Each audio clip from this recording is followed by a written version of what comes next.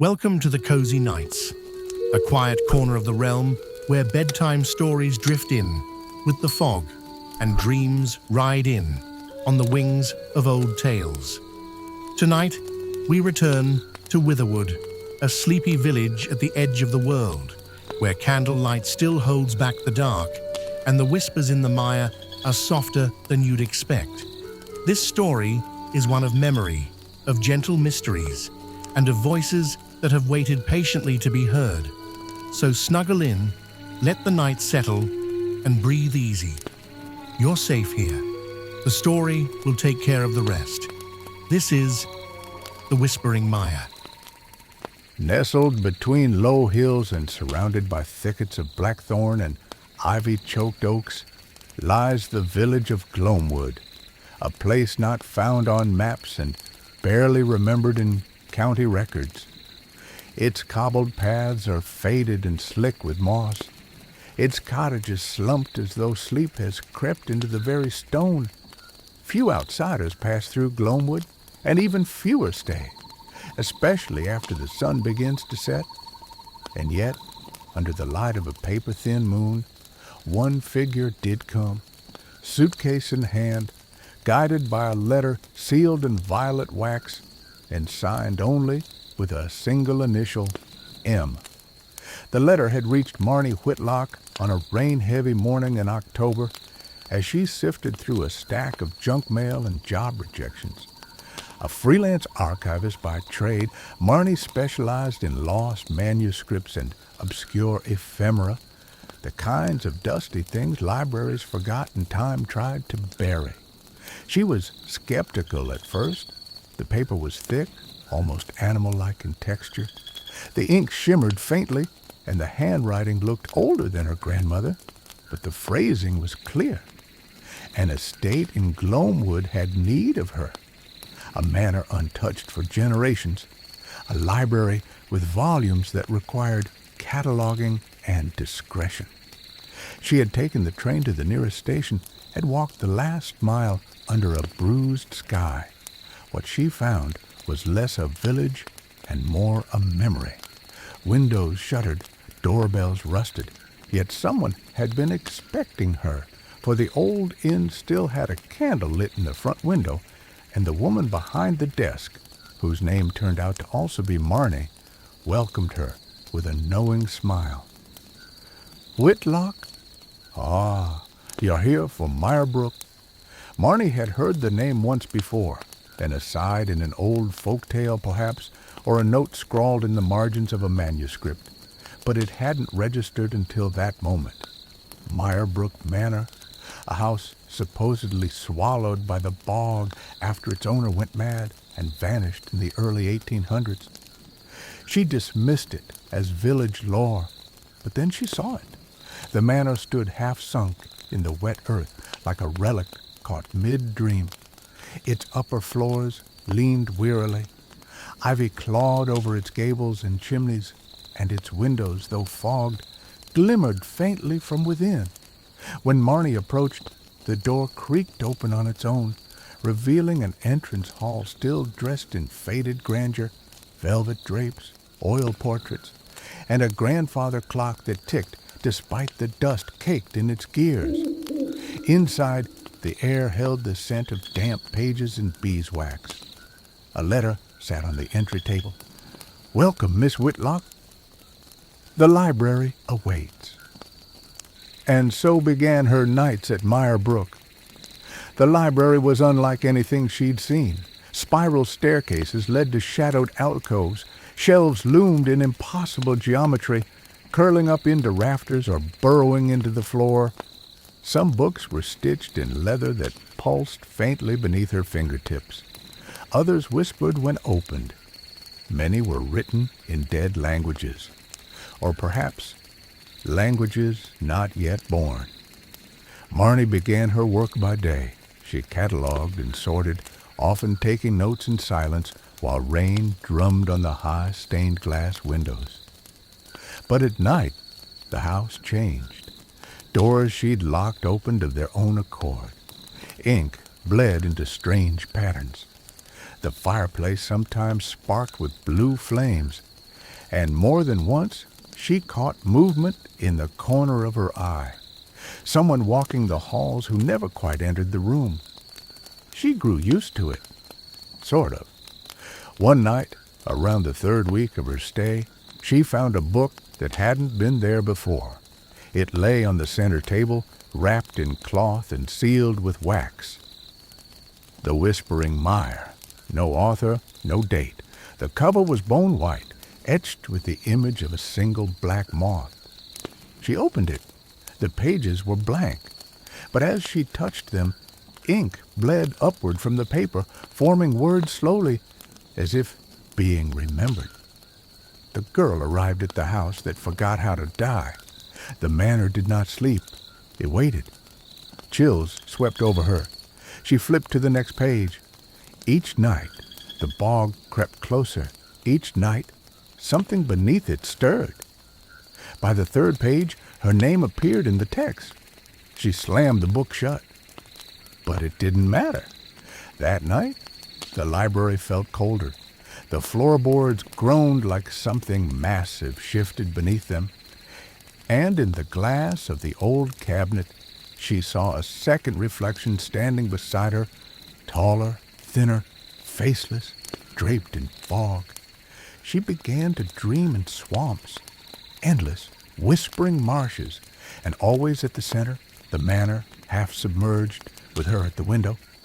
The villagers would not speak to her anymore. The innkeeper avoided her gaze. One man spat on the road near her feet and muttered, "Bog witch!" She stayed anyway. The book continued to write itself each night, chronicling her days, her thoughts, her fears. It hinted at things she hadn't done yet. A candle she would find behind the chimney, a key in her boot heel, a choice between salt and fire. She found the candle, then the key, and eventually the door. Hidden behind a false wall in the library, it led down into a rot-stone cellar filled with stagnant water and carvings older than the manor itself. Shapes like moths, eyes, roots that twisted into symbols she almost understood. There, submerged in a basin of cold black water, she found a face. Heron, not a reflection. Another her, eyes closed, lips just beginning to move. She screamed, but no sound came out. The manor didn't want her to leave, and so the next morning she tried to burn the book. It did not catch fire. It bled. She packed her things, tried the front door. It opened into bog. Not the village, not the path. Just reeds, fog, the skeletal remains of deer, half sunk in muck. The house had shifted, or the world had. For 3 more nights she wandered the halls, now warped. The library's geometry no longer obeyed sense. Stairs led to nowhere. Corridors folded into themselves. Paintings changed expression. She stopped sleeping. And still the book grew. On the final page, it said only this: the house is full. The book is closed. The bog remembers. Then silence. No more ink, no more whispers. Just the soft, wet sound of footsteps behind her. And a voice, her own voice, from behind the door. "Welcome, Miss Whitlock. The library awaits." She turned, but the hallway was empty. Until it wasn't. The candle she had hidden behind the chimney, its flame now green and dancing, floated into the air, illuminating the figure standing just at the edge of shadow. A version of her, not younger nor older, but altered. This other Marnie smiled faintly, lips unmoving. Her eyes were lidless and glowing with the pale light of the bog. The book floated between them. "This place is memory," the doppelganger said, though the voice came not from her mouth, but from the walls themselves. "And you are the story." "What are you?" Marnie whispered.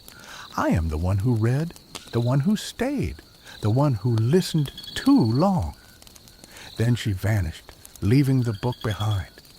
Marnie opened it. New pages, new names, people, other archivists, other visitors, dates scratched out, locations crossed through, all of them leading to here. The manor was a collector, the bog its binding, the stories its sustenance. In the days that followed, Marnie found other rooms, a nursery with bones in the cradle, a ballroom filled with music no one played, a chapel with no altar, but hundreds of lit candles, all with her initials carved into the wax. The manor had always been waiting for someone who could read it properly, and now it had her. Still, some part of her refused to yield.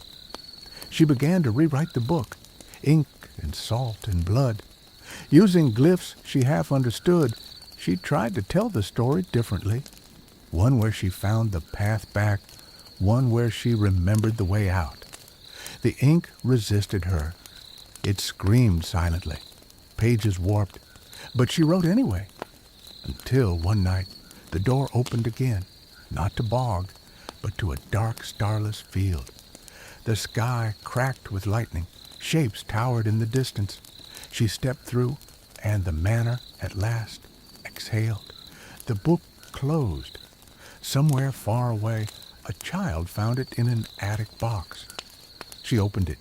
The ink began to stir, and from the shadows of her bedroom a whisper, "Welcome, Miss Whitlock. The library awaits." The morning after the book first spoke her name, Marnie awoke in the manor's study, a blanket she didn't remember draped over her shoulders. The fireplace had gone out, yet the air was warm. A low hum echoed faintly from behind the walls. She dismissed it as pipes or wind through the chimneys, until she heard her name again, not spoken aloud, but as a thought imposed on her own. Marnie. She followed the sensation into the east wing, where rooms had previously been sealed shut with rot and rust. But now one was open. A door painted the color of dried blood. Inside, dust floated like ash in dim sunbeams. A long reading table was set with place cards. One bore her name. Another bore the letter M. At the far end of the room stood a cabinet filled with scrolls, wax-sealed boxes, and journals bound in bark. She spent hours cataloging them, trying to keep her breathing even as one scroll unrolled itself. It was a ledger, names, dates, occupations. Most had the word absorbed scribbled beside them. One name stood out. Isadora Whitlock, 1841, archivist, rejected absorption. Her great-great-grandmother. Her fingers trembled as she traced the ink. She had no memory of anyone in the family speaking of Isadora. Her parents barely spoke of anything anymore. But here she was, written in a room the world forgot. Marnie left that evening dazed, carrying only one relic, a wooden amulet shaped like a moth, carved with her ancestors' initials. The dreams returned more vivid than ever. She saw Isadora walking the bog paths barefoot, lantern in hand, whispering to trees that bled ink and moss. The moth symbol glowed on her chest, and always behind her a shadow, faceless, long-limbed, mimicking her steps. Marnie began speaking aloud during the day, hoping someone might hear. "I'm here to understand, not to stay," she'd repeat like a mantra. The manor answered. Pages turned on their own. Lanterns flickered out when she approached the west staircase. More than once, her notes rearranged themselves while she blinked. In the margins of her own journal, unfamiliar handwriting appeared. She said that too. On the 7th night, she stepped into a hall she didn't recognize. The air was thicker. There were no windows, and the wallpaper was damp to the touch. At the end stood a mirror, one she hadn't seen before. Her reflection smiled back, but she hadn't. Marnie began to record everything. Her journal, once neat and measured, became frantic. Sketches of symbols, partial translations, fragments of whispers. She was convinced now that the manor was alive, not in the way of haunted houses or spirits, but like a sentient organism. The architecture shifted.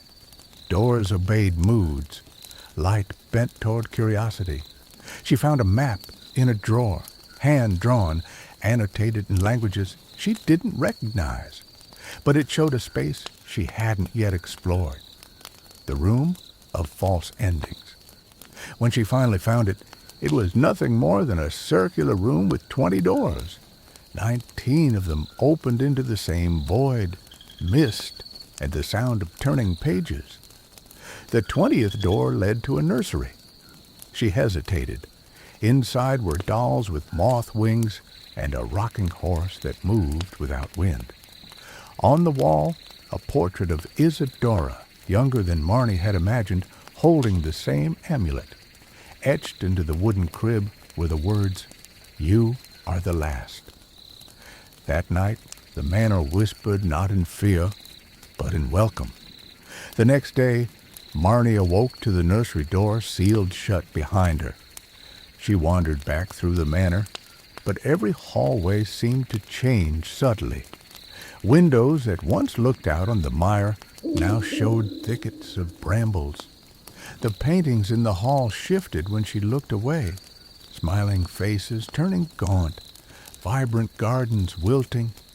Something was watching, or worse, guiding. She tried to write a letter to her parents, but every attempt vanished after she folded it. The fireplace where she'd leave it would flare, consume the parchment, then go still. Only once did something remain, a corner charred black with the words, "Let her go," scrawled in unfamiliar handwriting. Time slipped. Her concept of morning and night became muddled. The clocks ran backward. Rain fell indoors in certain rooms. She began to talk to the manor like a pet, sometimes pleading, sometimes bargaining. Her only consistent companion was the moth amulet, which grew warmer around her neck whenever she neared certain doorways. She followed its warmth one afternoon and stumbled into a solarium overtaken by moss. In the center stood a pedestal. Upon it sat a lantern identical to the one from her dreams. Its flame flickered in green-blue hues, and when she reached for it, a low voice echoed in her head. She walked the same path. Visions assaulted her. Isadora, aged and hollow-eyed, chanting by candlelight. The manor swallowing entire families over centuries. The bog rising up to claim what was once buried beneath it. Marnie collapsed. When she awoke, the lantern was gone, but etched into the floor was a circle of moths, all pointing north. That night, she followed their direction. It led her down a servant's corridor she'd never seen, into the root cellar. The deeper she went, the more the walls bled moisture. Finally, she reached a chamber lit by a dozen hovering candles. At its center was a mirror, like the first one, but covered in vines. She cleared them away. Her reflection was no longer hers.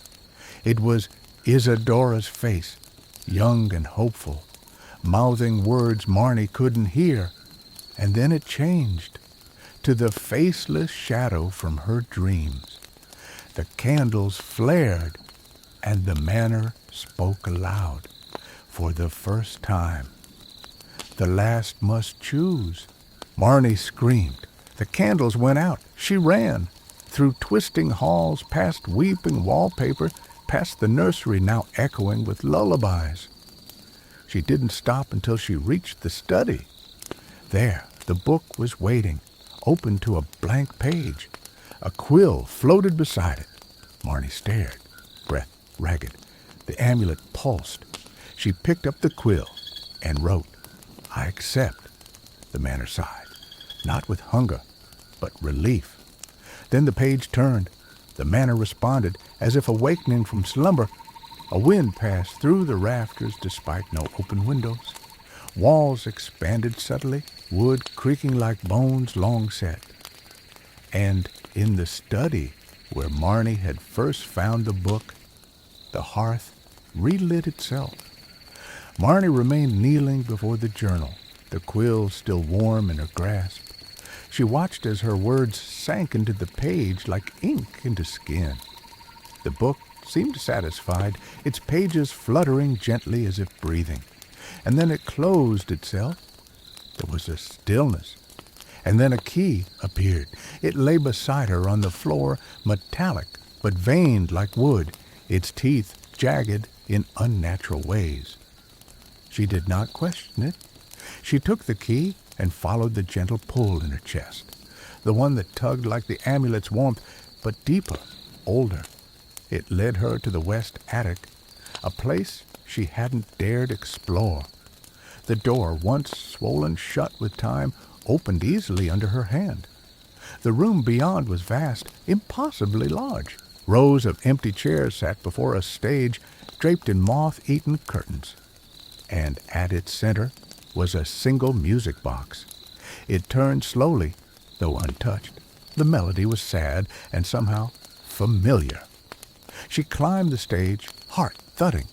Inside the box lay a folded note. To become the keeper, you must learn the songs.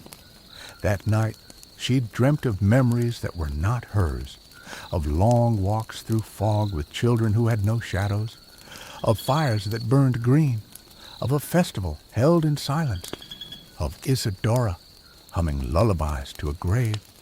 Each morning, she awoke with the melody of the music box in her mind. She began to hum it unconsciously, and as she did, the manner rewarded her.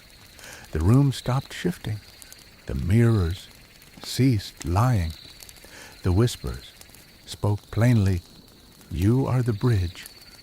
It was on the 13th day that she met the first of them, the other echoes, not ghosts, not quite, but reflections of past keepers caught in half-light.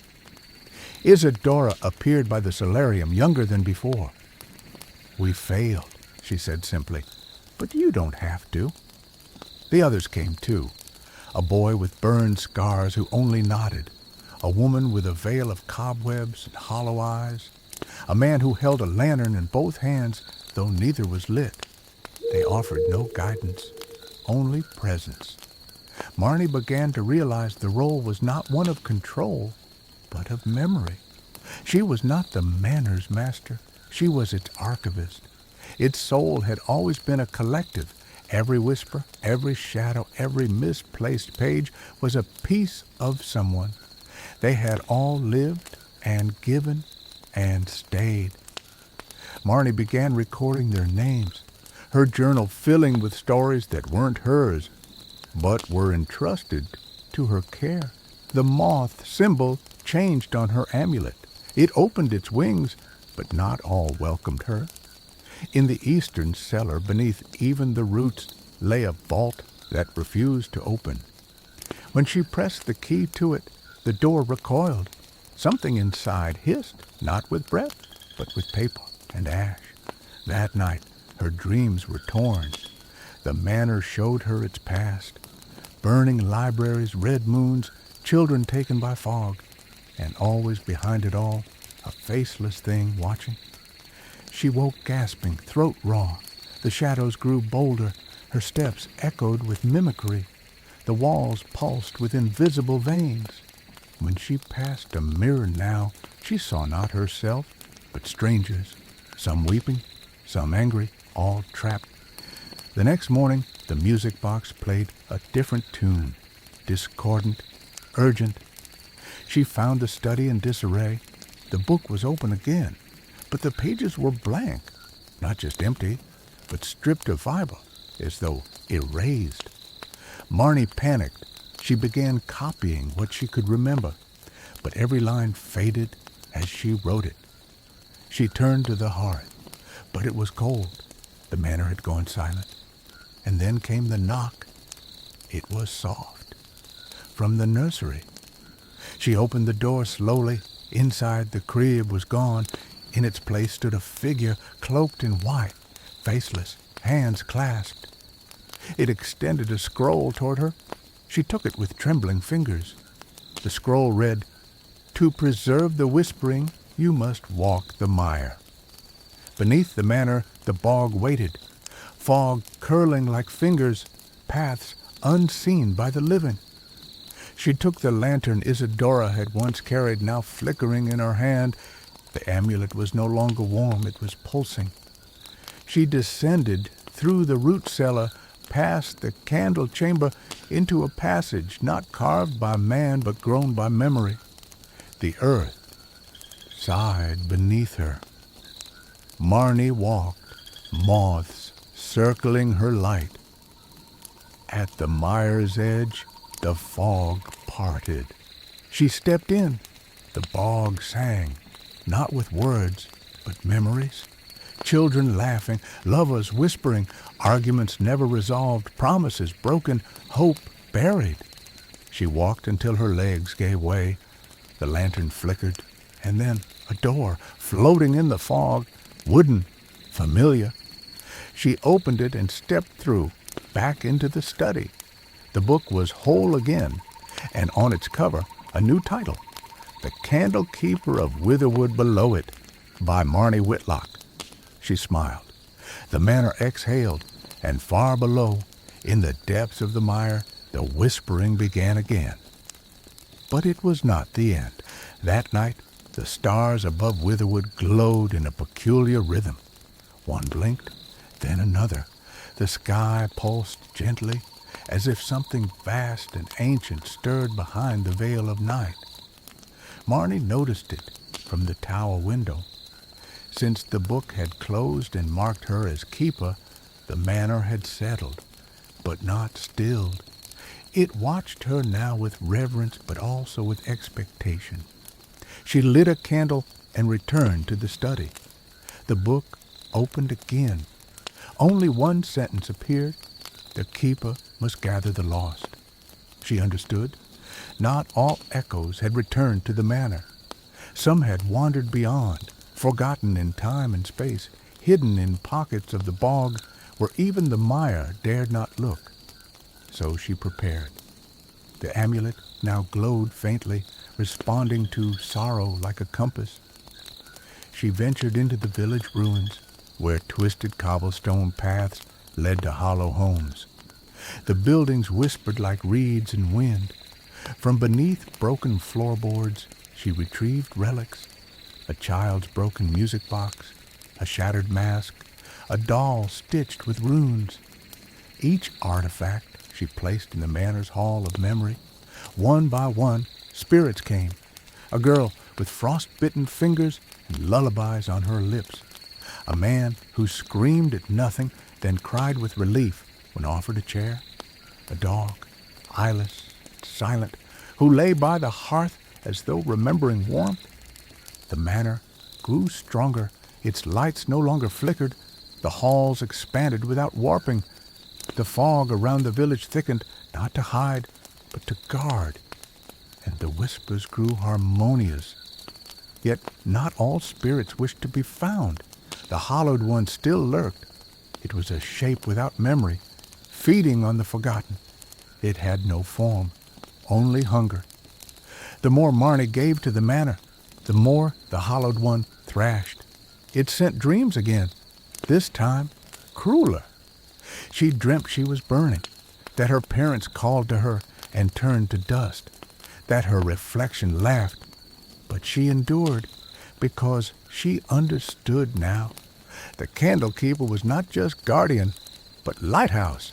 She must shine, even if the dark hated her for it. And so she did. On the 100th night, the hollowed one came. The manor screamed, doors slammed, mirrors shattered. The study caught fire without flame. Marnie stood at its heart, holding the lantern. She whispered names. Every name she had recorded, every story, every sorrow. Each word tore at the hollowed one like light through mist. And finally, with a sound like a sigh and a sob, it scattered. The manor fell still, and then, for the first time in centuries, it began to hum, not in fear, but in peace. Marnie sat down in the study, She opened the book and wrote, "The whispering is safe." Truly, the end. It began again one silent morning, weeks after the manor had returned to calm. Marnie awoke to a feather lying on her pillow, a long silver quill that shimmered even in shadow. She hadn't seen it before, and yet it felt like it had always belonged. When she touched it, the book in the study stirred. The hearth was cold, but the journal was warm. When she opened it, there was no ink. Instead, the pages filled themselves with flickering images, memories, both hers and others. The manor had begun speaking through dreams, but now it spoke through symbols. Marnie watched as the feather danced across a fresh page, not in her hand, but guided by the unseen. The story it wrote wasn't hers. It was the tale of someone lost to the mire, a girl named Sylvie. Sylvie had wandered too far into the bog as a child, drawn by flickering lights that no one else could see. Her village thought her gone, swallowed like so many before her. But Sylvie had not vanished. She had become part of the whispering, a soul suspended between story and silence. Her voice began to echo within the manor's walls. Marnie heard it in the nursery, in the solarium, and finally in the broken grandfather clock that ticked only backward. It whispered a single phrase, "Bring me home?" So Marnie prepared. She studied the book's shifting pages, learning to read the patterns of memory as one would the stars. She noticed the manor's heartbeat changing, growing stronger, more rhythmic. The amulet on her neck pulsed with purpose. That night, the candlelight in the window drew something new. A shadow approached the manor, but it did not knock. It waited by the garden, silent and still. Marnie watched it from the second floor, breath fogging the glass. The shadow took form, a hunched figure in a bird mask, eyes glowing faintly with blue fire. It held out a lantern, and in its other hand, a bell. The bell rang without sound, and Marnie understood. This was a ferryman, not of death, but of lost stories. She descended, stepping barefoot into the dew-soaked grass.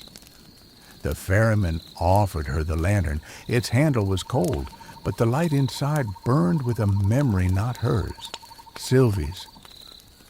"Guide her home," it whispered, not in words, but through weight.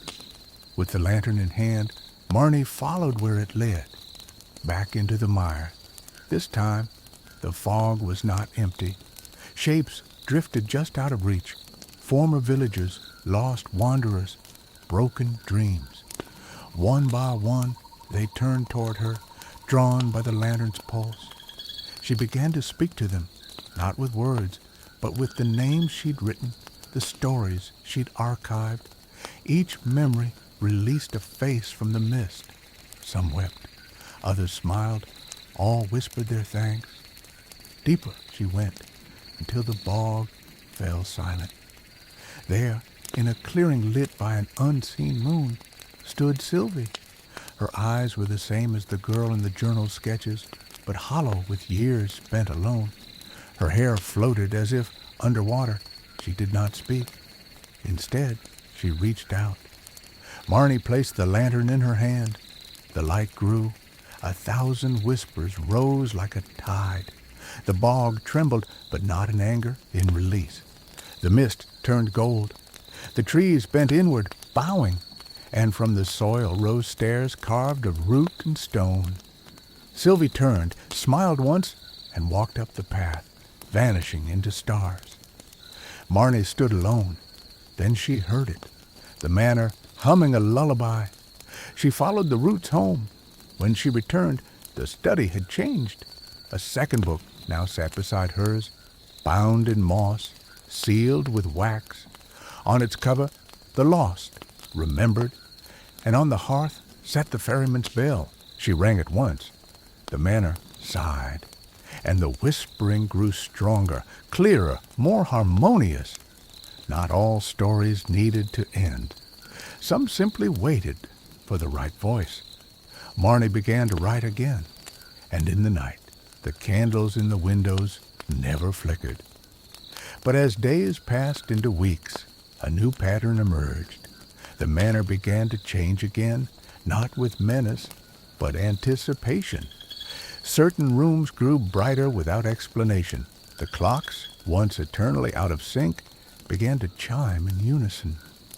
And always the scent of candle wax lingered even where no flame burned.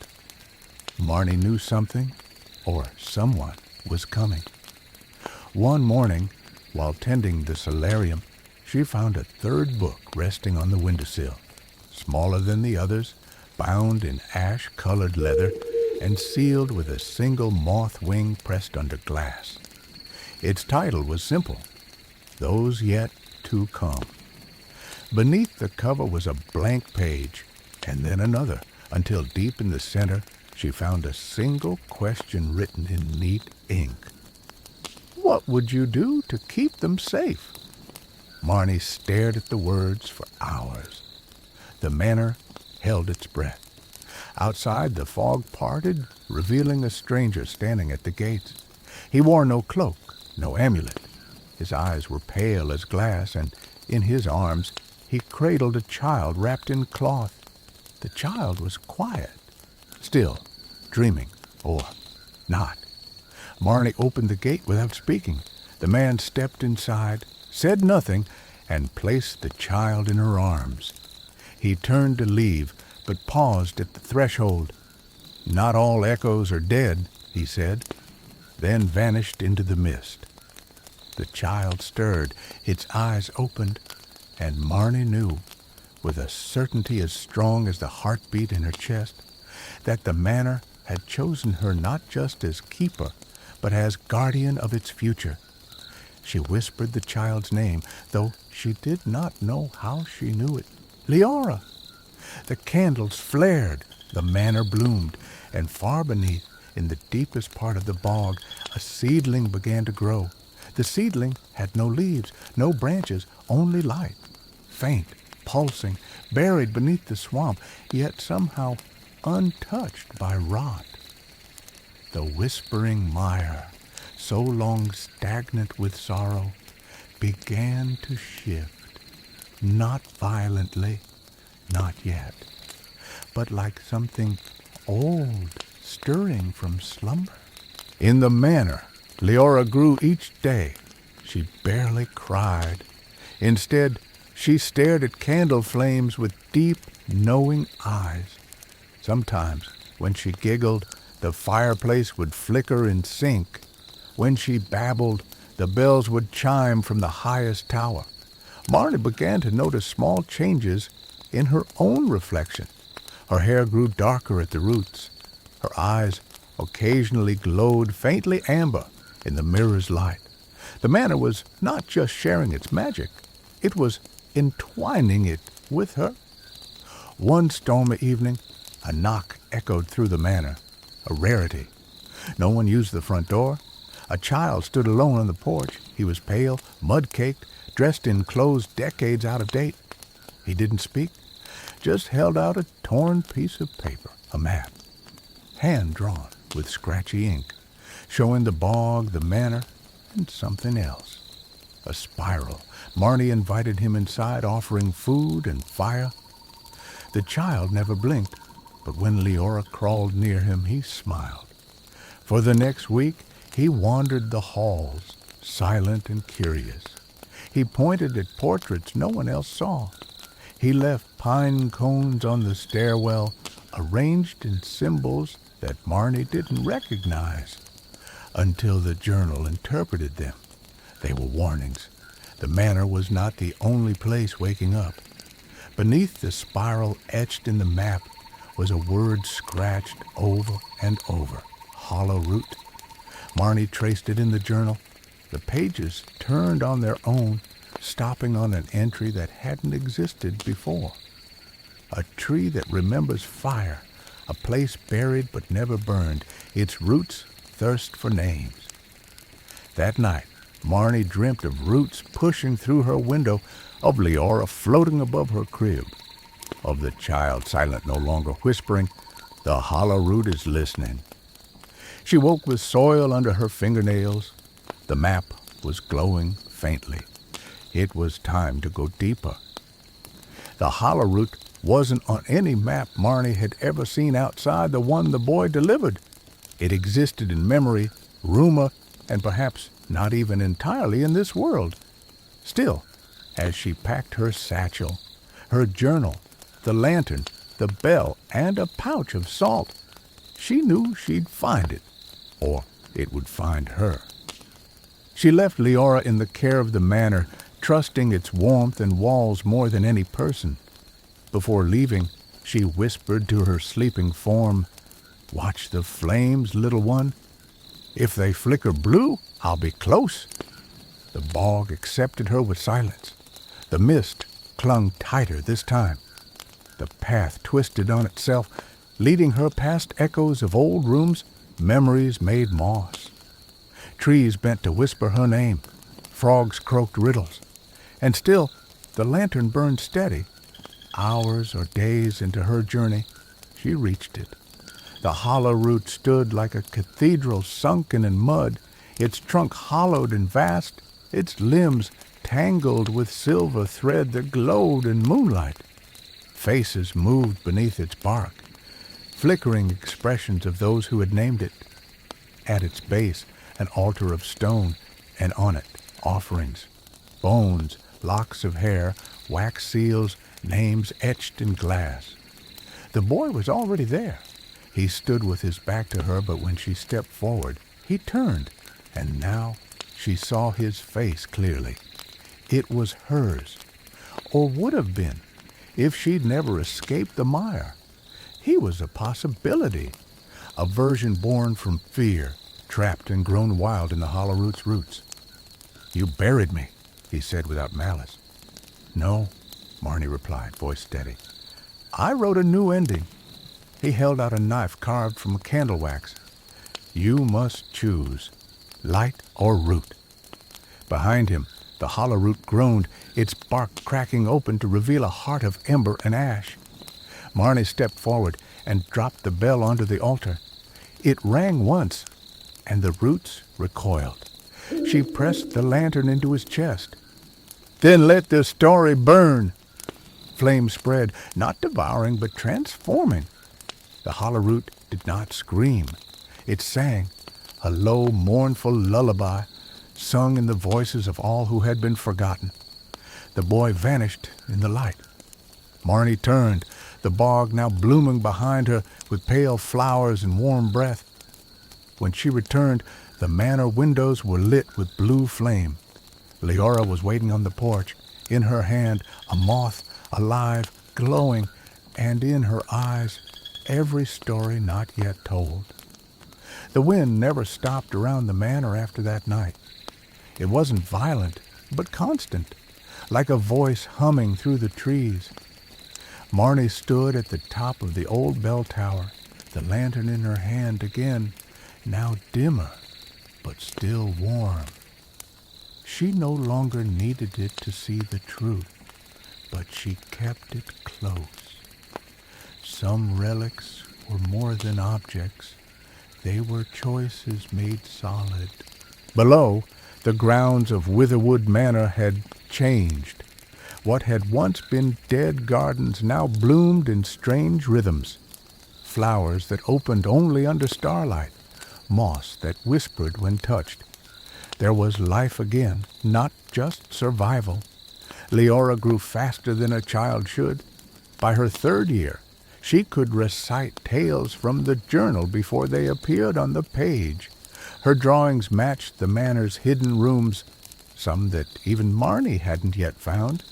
And at night, she spoke in her sleep, not in nightmares, but in languages of memory.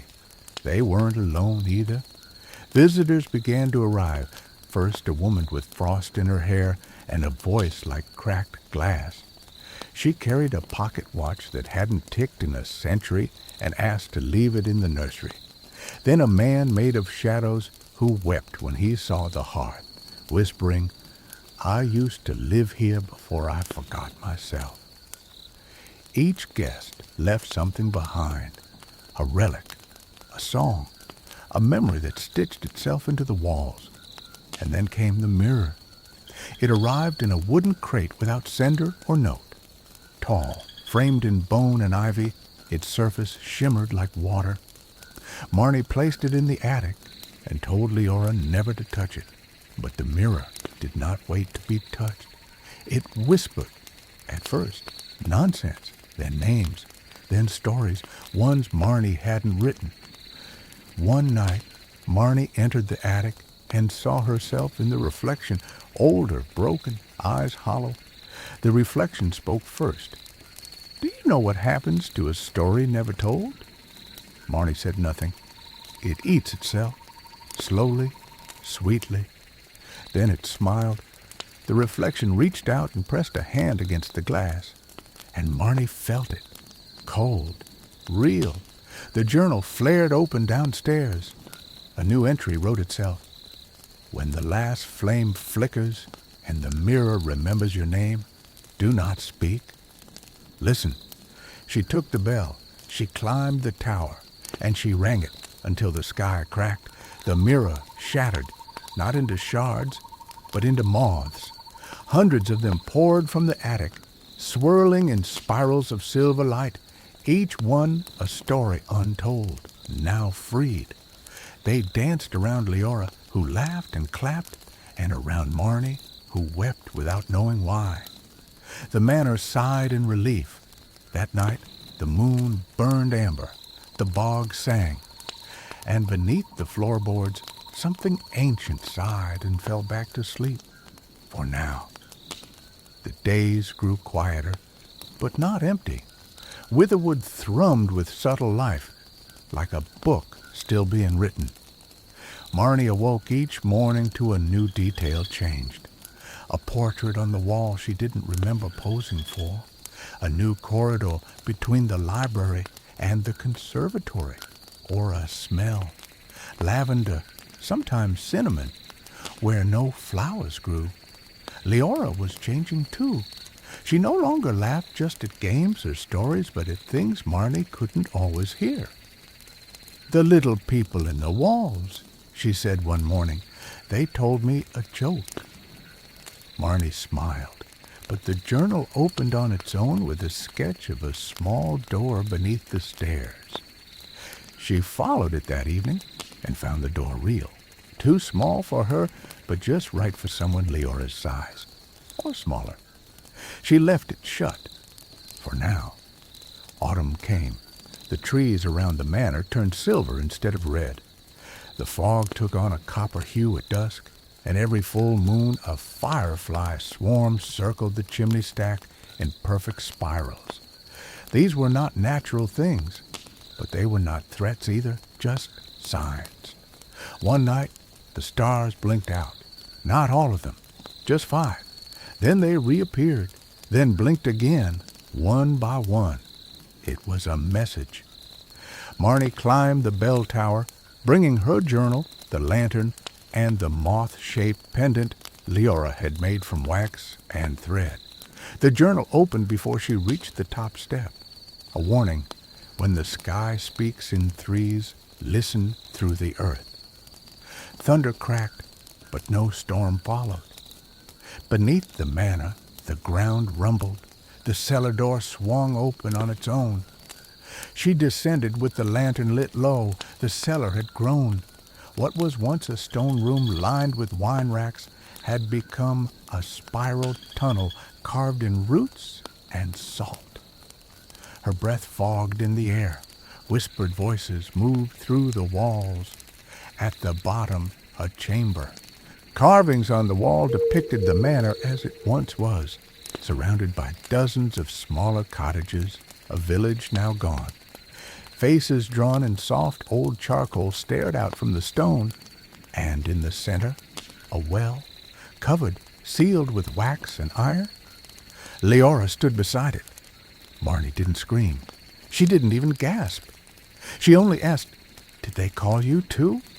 Leora nodded. "They said the story isn't finished, that something was buried. Someone." Marnie stepped closer. "Do you know who?" Leora looked up, her eyes glowing faintly gold. "You!" The well shuddered, and from deep within, a single knock, then another, then three. The knocking stopped. Silence followed, dense and watchful. Then the wax seal on the well cracked down its center, spiderwebbing outward with a faint hiss. A cold wind escaped from beneath the iron lid, smelling of old smoke and forgotten names. Marnie knelt beside it, placing her hand on the surface. It felt warm, like skin. The journal fluttered open beside her, pages turning furiously before stopping on a blank one. Slowly, words bled through the parchment. If the story ends before it begins, the echo becomes the author. "What does it mean?" she asked aloud. But Leora was already walking backward, toward the shadows at the chamber's edge.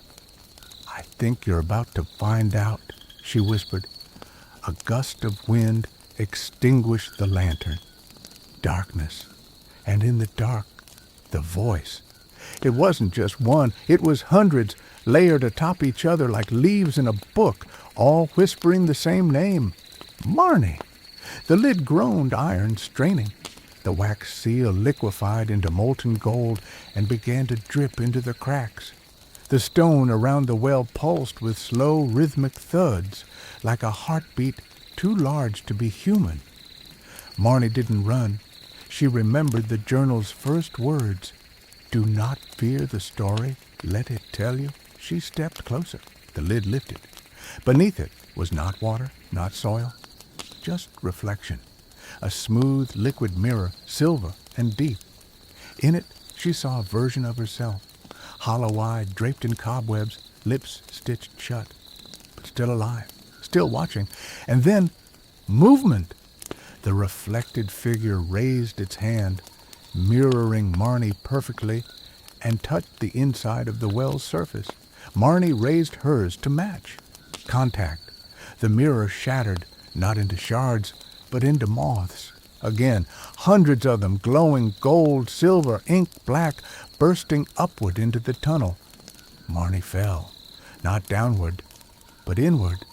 Memories flooded her, none of them hers. Lives lived in Witherwood before the manor, voices of villagers who prayed to firelight, offerings made to the hollow root, stories buried to keep the bog from waking. She saw generations forgotten, silenced. She saw the first candle lit in the mire. She saw a girl with her face sealing a creature in the well, and then she was back, on the cellar floor. Leora cradled beside her. The well was sealed once more. The iron was unbroken, the wax solid. But the journal now bore a new title on its front. The Candlekeeper's Book of Names. Inside, the pages were no longer blank. Each page was a life, a memory, a story waiting to be lit. The Candlekeeper's Book of Names pulsed with a soft golden glow. Marnie traced the new title, fingers trembling. The pages no longer turned by wind or will. They waited for her now. Leora stirred, eyes fluttering open. She sat up and placed her tiny hand atop the journal. "They're not gone," she said. "They're listening." From somewhere far above, the manor creaked, but it was not decay. It was breath. The structure, the land, it was alive now more than ever, and it was aware. Marnie closed the book and took Leora's hand. They ascended the spiral path together, the soft whisper of moth wings fading behind them. Above, dawn was breaking, not with gold or pink, but with a pale silver light, the kind that hinted at dreams still clinging to the trees. They stepped out of the cellar, and in the entry hall, stood a woman. She was draped in shawls of faded green and bark brown, her eyes clouded but sharp. "The last name," she said. "You've carried it too long." She reached out. Marnie stepped back. "Who are you?" "I'm the keeper before you, the one who forgot herself." "But you remembered." From beneath her shawl she pulled a candle. It was strange, part wax, part bone, and it flickered with a flame the color of twilight. "This is for the next story," she whispered, placing it in Leora's hand. "When the roots stir again." Then she was gone. Leora held the candle without fear. Marnie walked to the hearth, placed the journal upon the mantel, and sat with Leora in her lap. The manor settled, and for a moment the world outside stilled. But deep beneath the roots of Witherwood, the well waited, not sealed, not forgotten, just dreaming until the next name is spoken. Thank you for spending your night with the Cozy Nights. If the tales stayed with you, or the whispers brought you peace, feel free to leave a lantern glowing with a like or a comment. It helps more dreamers find their way here. Don't forget to subscribe for more stories wrapped in mist, memory, and moonlight. Until next time, rest well, dream deep, and may your nights always be cozy.